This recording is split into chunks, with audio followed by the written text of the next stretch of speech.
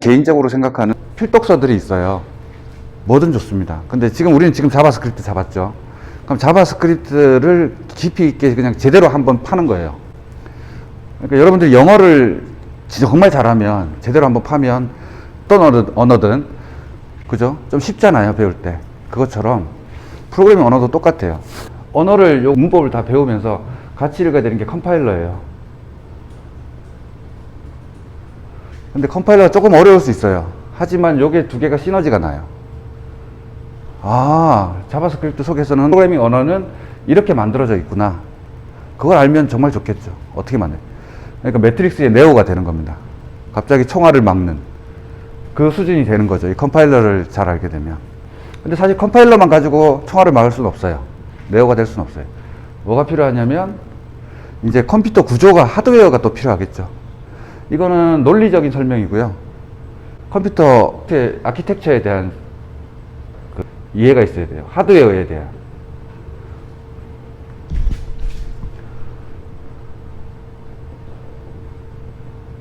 컴퓨터 아키텍처 책은 정말 지루한 책들이 많아요. 그것도 뭐 찾기 힘드시면 말씀하십시오. 제가 책을 추천해 드릴게요.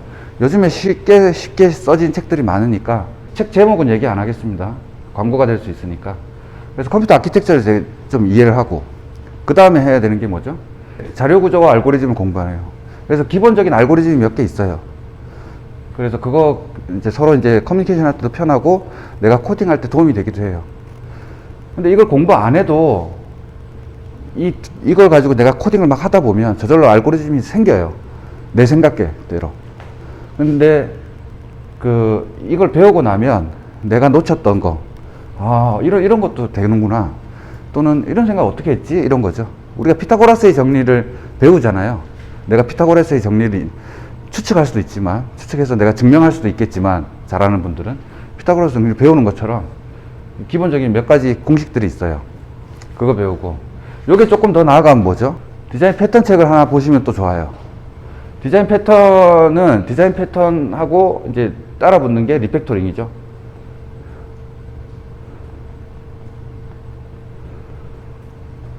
마틴 파울러가 리팩토링을 제안했어요. 그래서 다음에 제가 익스트림 프로그래밍, XP 얘기도 해드릴 텐데, XP의 철학이 있어요. 익스트림하게 프로그래밍 해보자. 지금은 우리가 에이자일이라는 말을 쓰죠. 에이자일이라는 말을 쓰지만, 그 전에 익스트림 프로그래밍이라는 걸 얘기를 했어요. 그래서 이게 뭐 거의 같은 얘기인데, 어떻게 하면 프로그래밍을 익스트림하게 짤 수 있을까? 간단하게 뭐 다음에 좀 깊이 있게 하겠지만, 기본적인 거는 그겁니다. 뭐 페어 프로그래밍 해라. 둘이서 같이 짜봐라. 이런 거죠. 하나의 로직을. 그래서 여러분들 회사에 가면 처음에 여러분한테 툭 뭘 맡길 수도 있겠지만, 이제 선배가 이거 우리 같이 짜볼까? 또는 이거 우리 같이 페어하자. 이렇게 얘기를 해요. 그리고 회사들이 좀 잘 돼 있을수록 페어 프로그램이 좀 많죠. 그러니까 저하고 여러분들하고 페어를 하진 않겠지만, 이게 차이가 나는 사람들은, 근데 뭐 대리하고 과장하고 할 수 있고, 대리하고 사원하고 할 수 있겠죠. 그런 느낌으로 페어를 합니다. 페어를 하면 어떻게 되냐면, 이제 한 사람의 지식과 한 사람의 지식이 만나죠. 만나면서 이제 시너지가 나요. 그래서 저절로 학습이 됩니다. 아, 이렇게 짜는 거예요. 아, 이런 로직이에요. 비즈니스 로직도 배우고, 선배한테. 그렇게 하면서 스스로 배워요. 그 다음에 스탠드업 미팅, 이런 거 있죠. 스탠드업 미팅. 개발자들은 길게 회의하는 거 별로 안 좋아해요. 그래서 어떻게 하면 길게 회의를 안 할 수 있을까? 30분 안에 끝낼 수 있을까? 구글은 타이머라고 칠판에 붙여놓죠, 여기다가.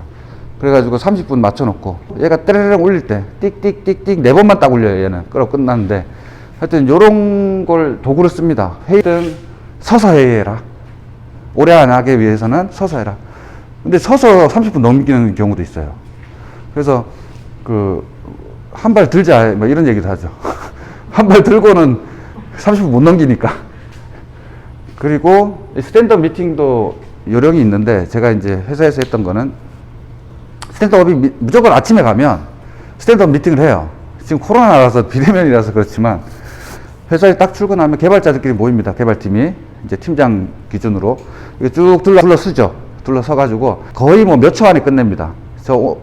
어제 뭐 했고요, 오늘 뭐 할 거예요. 그런 다음에 사실 이건 그 사람이 뭐 하는지를 알게 하는 거고요. 한 13명이 서 있다고 생각해 보세요. 그 얘기만 해도 한참 걸리겠죠. 그래서 빠르게 얘기합니다. 그리고 특별한 얘기 아니면 얘기 안 해요. 제가 이걸 게시판을 짜고 있어요. 얘기 안 합니다. 근데 게시판을 짤 때 뭐가 문제가 있었어요. 이런 문제가 있었어요.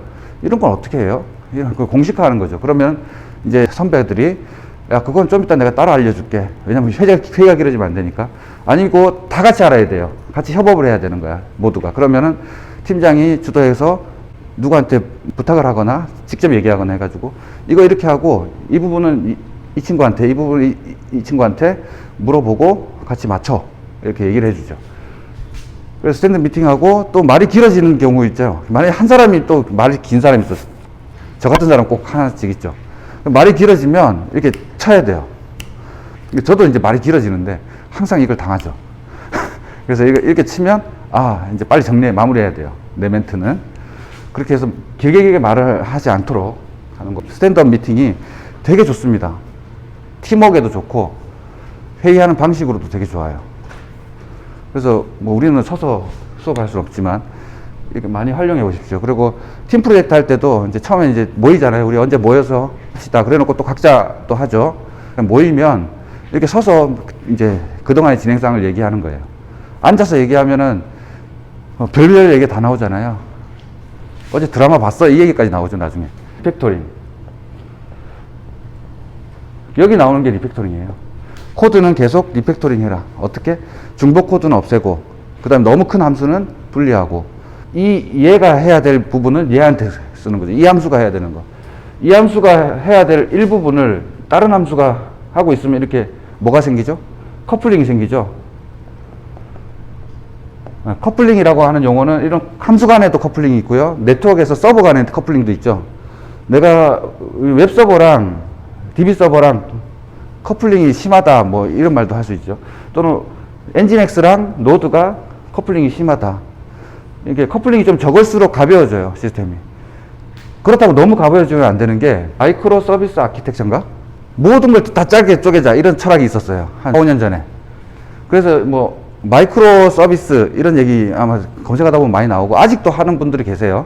그래서 어떤 모듈들을 다 쪼개요. 로그인하는 서버 엔진엑스 또는 로그인하는 노드 그 다음에 게시판 노드 다 쪼개요. 커플링을 없애려는 거죠. 프로젝트가 다 달라요. 프로젝트가 8개, 9개, 10개 나오죠.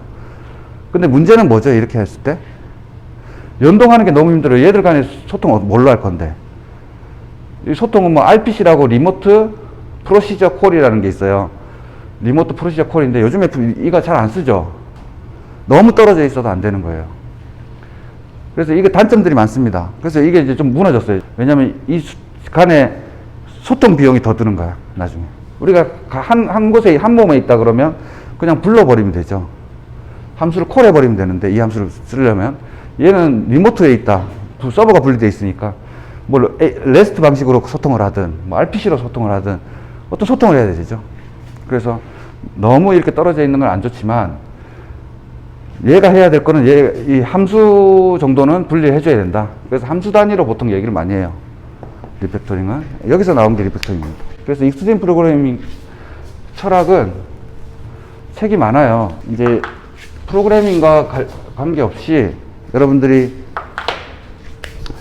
XP나 그 개발 방법론이에요. 스크럼이나 뭐 이런 거 있어요. 이런 책도 읽으면 좋죠. 그러면 에이자일 한 것도 많으니까 에이자일하고.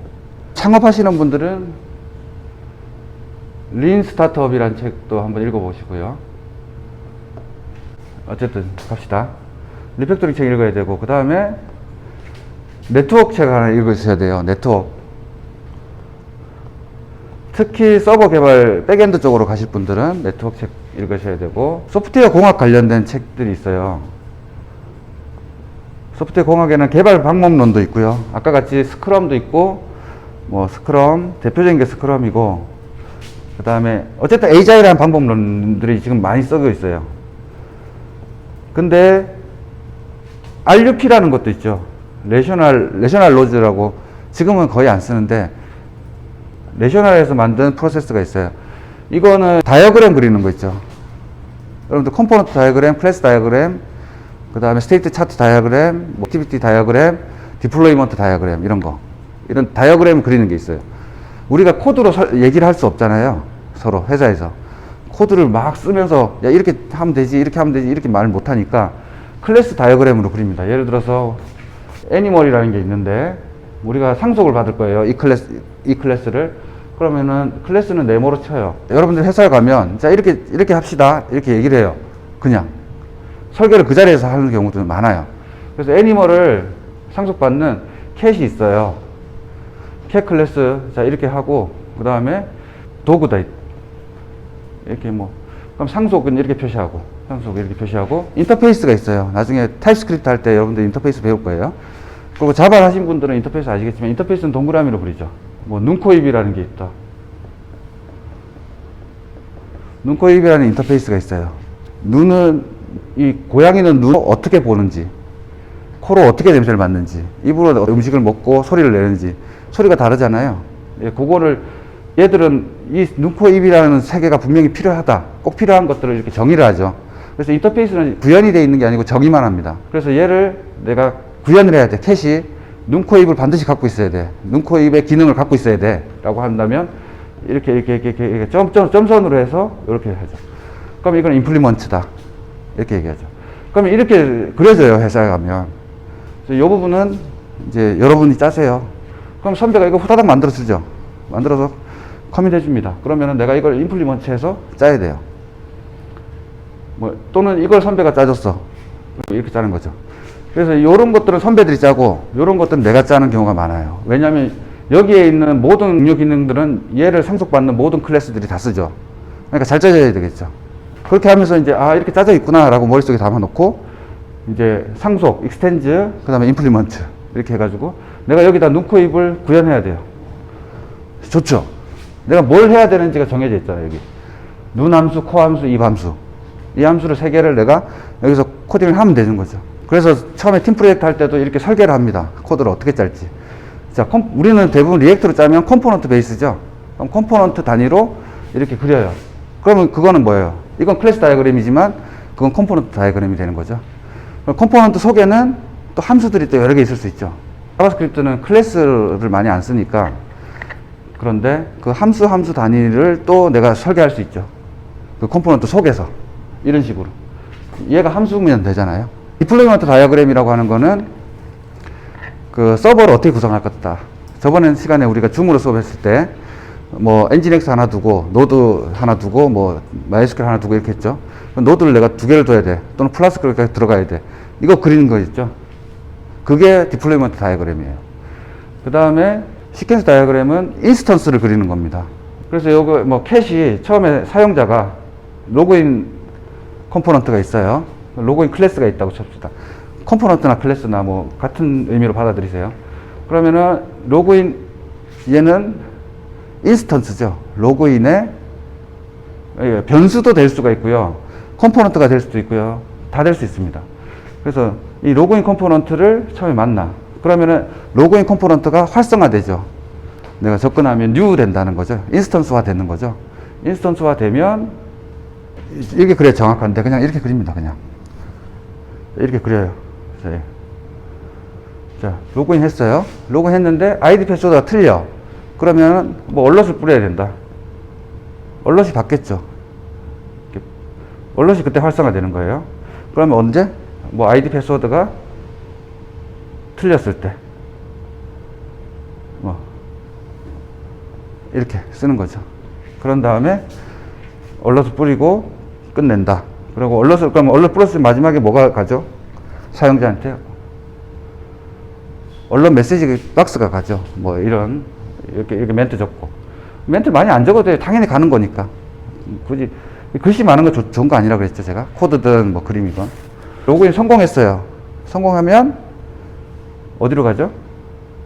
여기에 뭐 첫 홈이 있다. 우리가 뭐 홈이라는 게 있다. 그럼 홈이 여기서 활성화 되겠죠. 요렇게 되는 겁니다. 그럼 이제 여기 점점점인데 여기 어쨌든 이게 굵은 선. 이 굵은 선이 얘가 활성화되고 죽는 거예요. 로그인 컴포넌트는 여기서 끝나버렸네요. 통과됐으면. 그래서 여기서 이렇게 주는 거죠. 그러면 홈이 활성화되죠. 홈 컴포넌트가.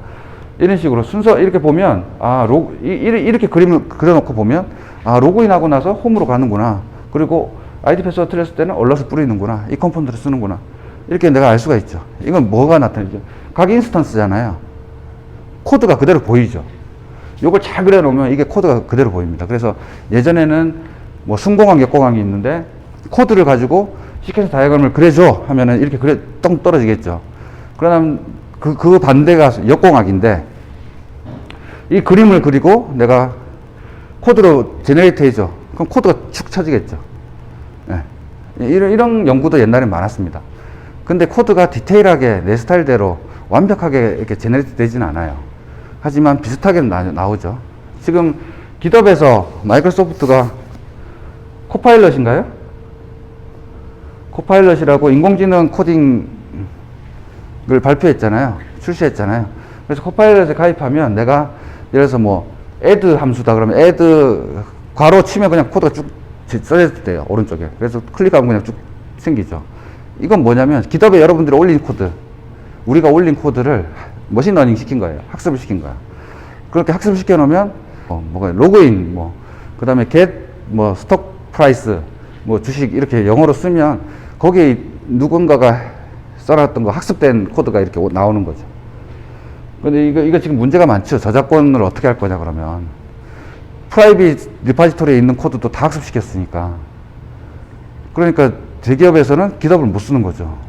이런 식으로 자기 코드가 유출이 되니까. 코드 유출이잖아요. 이건 재산인데. 그래서 자체 GitHub 서버를 구성하고 쓰는 회사들도 있죠. 하여튼 뭐 그런 거. 이런 다이어그램들을 공부하셔야 돼요. 그게 이제 이 RUP를 검색하든 아니면 다이어그램, 클래스 다이어그램 생략할게요. 클래스 다이어그램, 시퀀스 최소한 알아야 되고요.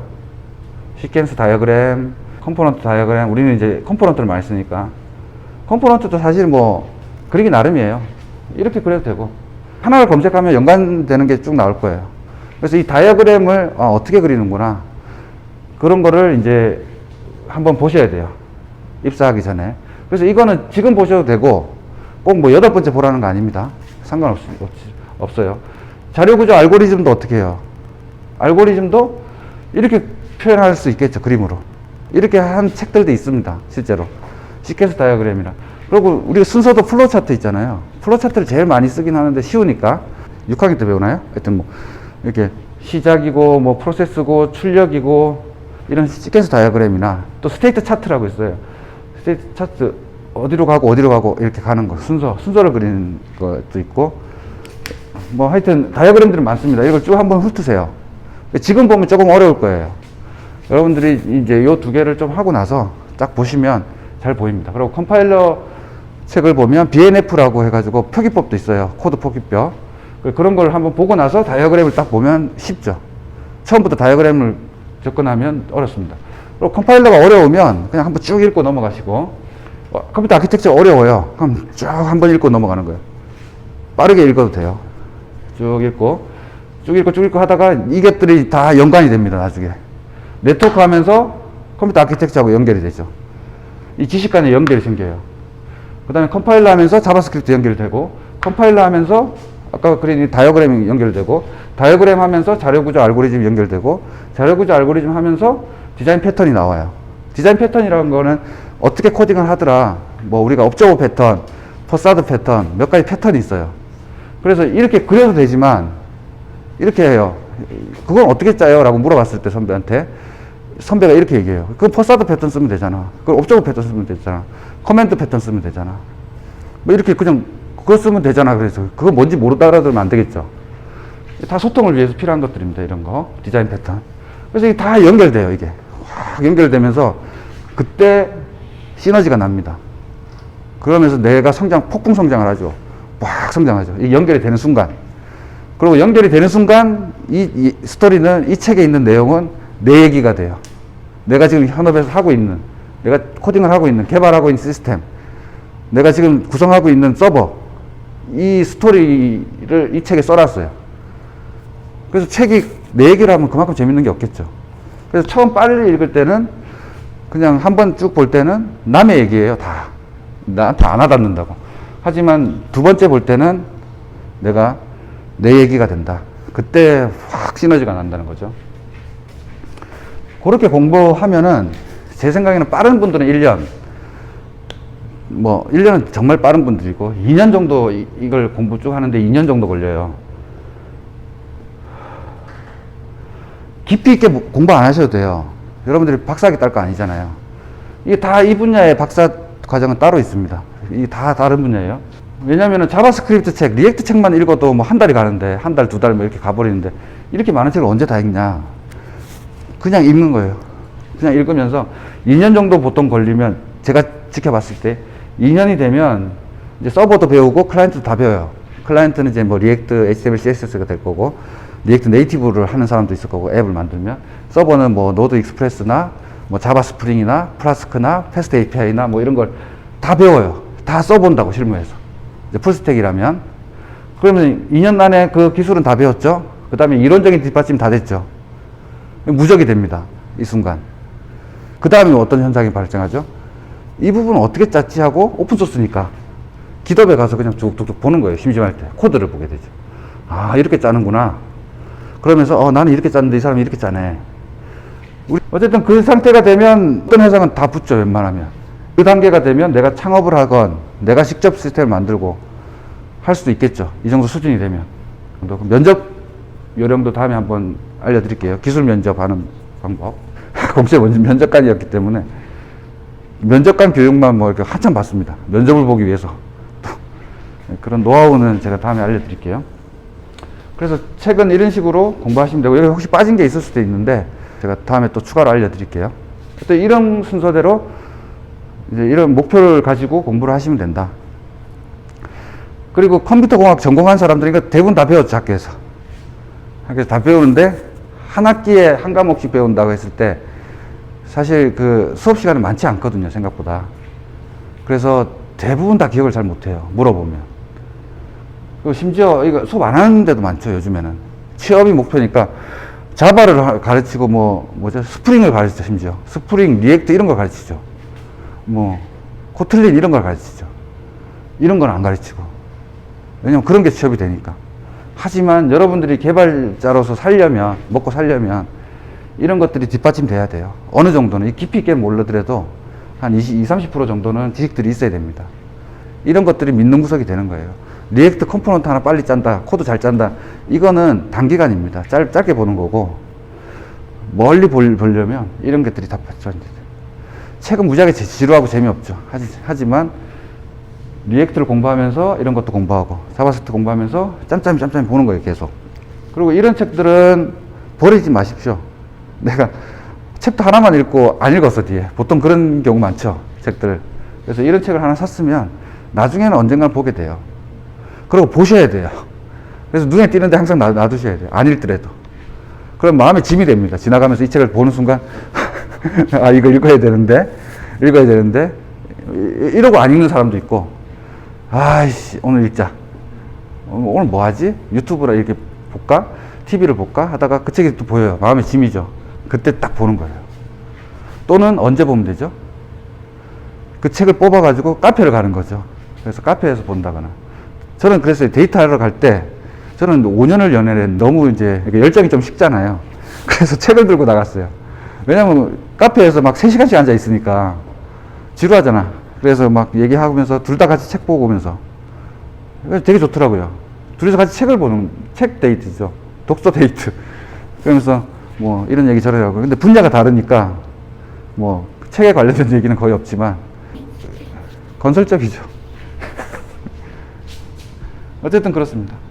이거 관련된 유튜브 영상들도 막 있잖아요. 예, 책을 읽다가 도저히 이해가 안 되면 그런 것도 보고. 근데 유튜브 영상은 그때뿐이에요. 볼 때뿐이니까 안 남아요. 그래서 책을 보고 책에다 표시를 하고, 책에 내가 이해한 걸 쓰고, 그 다음에 관련된 걸 막 쓰고, 그리고 자료구조 알고리즘을 내가 깊이 있게 파고 싶다. 그럼 쉬운 책 하나 보라 그랬죠. 자료구조 알고리즘 책을 샀는데 파이썬이야, 또는 자바야, C야, 이런 언어는 많죠. 자바스크립트로 된 책은 아직 거의 안 나오고 있거든요. 왜 안 나오냐면 안 팔려요. 왜 안 팔리냐? 이미 많이 나왔거든. 그래가지고 파이썬으로 돼 있다. 그러면은 이 파이썬으로 돼 있는 코드를 나는 자바스크립트를 아니까 자바스크립트로 짜보는 거예요. 이 알고리즘 구현을. 그래 놓고, 그건 파이썬은 답안지죠. 자바스크립트 내가 짜는 거죠. 먼저 짜보고, 그 다음에 답안지랑 비교해야 돼요. 수학 공부하고 똑같습니다. 트레이닝이에요. 그래서 자바스크립트하고 알고리즘 코드를 비교하면서, 이런 좋은 방법이 있었네. 하면서 내가 고쳐보는 거죠. 리팩토링 해보고 내 코드. 그러면서 자바스크립트로 잘 짜져 있으면 그 알고리즘을 이해하게 되죠. 그래서 그 알고리즘을 코딩 테스트 할 때 보통 첫 번째 코딩 테스트가 그거잖아요. 알고리즘이잖아요. 대부분 회사들이. 그래서 뭐 처음에 알고리즘도 보고 그 다음에 이제 알고리즘 시험도 아까 같이 야구 게임 하나 짜시오. 이렇게 줘요, 그냥. 근데 알고리즘 시험 요즘에는 예전에는 컴퓨터로 봤거든요. 요즘에 종이를 준대요. 검색하고 막 그러니까. 그래서 검색을 아예 못하게 하기 위해서 컴퓨터 못 갖고 들어가고 A4 용지를 주죠. A4 용지랑 B4 용지를 주죠. 그래 놓고는 코드를 쓰라 그래요. 그럼 VS 코드 없으면 나 코드 못하는데요? 코딩 못하는데 이러면 떨어지는 거죠. 저처럼 이렇게 써보는 거 되게 좋습니다. 그래서 책에도 써보는 거예요. 어떤 용어가 나오면 쓰고, 어떤 코드가 나오면 내가 이 코드를 동그라미 쳐가지고, 이 코드는 이렇게 짜도 되잖아. 이렇게 써보기도 하고, 포스트잇을 붙이고, 북다트를 붙이고, 이렇게 하면서 책이 너덜너덜해지죠. 그렇게 보는 거예요. 그리고 제일 좋은 거는 설명해야 돼요. 그 코드를, 제 책을 보면 코드에 이렇게 막 돼 있어요. 코드가 이렇게 있으면, 이게 코드다. 그럼 이제 저는 연필, 사비 연필은 좀 오바고 2B 연필을 쓰거든요. 그래서 2B 연필을 이렇게 잡고 설명을 합니다. 자, 이건 이렇게 설명을 해요. 누구한테? 아무도 없죠, 앞에는. 그래서 이제 막 설명하는 습관, 혼자 떠들기 그러니까 유튜브를 찍는 거고. 어쨌든, 이렇게 설명을 막 해서 꼭 스케치 해 놓은 거 있죠. 우리가 그림 그릴 때 막 이렇게 스케치를 하잖아요. 이렇게. 이런 느낌의 표시들이 많아요. 이렇게 해가지고 그렇게 쭉쭉 하고, 이해가 안 돼. 그럼 물음표 크게 박아 놓고, 사비연필이니까 이렇게 옆으로 그리면 되죠. 또 지우개도 잘 지워져요. 잘 지워지죠. 자, 이렇게 해서 한번 쭉 봤어. 그 다음에 볼 때는. 그러니까 처음에는 막 빨리 읽죠. 속독을 한번 읽고, 2회도 갈 때 이렇게 읽고, 설명하면서 읽고, 3회도 갈 때는 파란색 펜이나 까만색, 이제 볼펜이 들어가는 거죠, 그때는. 그때는 이제 지울 수 없는 펜이 들어가요. 저는 안 지우죠. 잘못 내가 써놨어도, 그때 이해한 게 틀렸어도, 이제 이런 거는 지우죠. 이제 이해했으면. 하지만 거기다가 파란색 펜으로 씁니다. 까만색 펜이나 까만색 펜을 쓰죠. 그리고 먼 훗날 내가 딱 이 책을 봤는데 그때 이 부분을 써놓은 게 잘못된 거야. 그럼 또 빨간색 펜으로 쓸 수도 있고 형광펜으로 또 쓸 수도 있고, 그리고 나중에 이거는 계속 반복해서 봐야 돼 하는 건 북다트를 꽂는 거죠. 그렇게 해서 책을 공부하시면 돼요. 그렇게 보시면 책이 생각보다 한 권을 천천히 읽는 속도나 그렇게 3회도 가는 거나 속도 시간 비슷할 거예요, 아마. 그리고 이렇게 막 치면서 지하철에서 서서도 쪽팔리는 거 없어요. 그냥 이렇게 색칠하면서 보는 거예요. 그러면은 잠이 안 와요. 그리고 지하철에서 앉아서 책을 보다가 졸리잖아요. 그럼 서서 보면 돼요. 쓰면 조금 덜 졸려요. 그런 과정을 2년을 하는 거죠. 딱 2년만 해보세요. 약장수 같네, 갑자기. 한 달만 먹어봐, 이런 거네. 2년만 딱 해보시면 정말 스스로 느껴요. 스스로 느낄 때 그때 됩니다. 그리고 연봉도 같은 경력인 친구들이나 동료들보다 연봉을 더 많이 받죠. 그 상태에서 이제 좋은 회사 가시면 돼요. 경력직에다가 내공도 갖추고, 그죠? 그 다음에 이제 취업하는 거. 신입으로 대기업을 처음 들어가는 것도 괜찮아요. 전공자들이 주로 그런데 비전공자들은 이 과정을 거치는 게 좋습니다.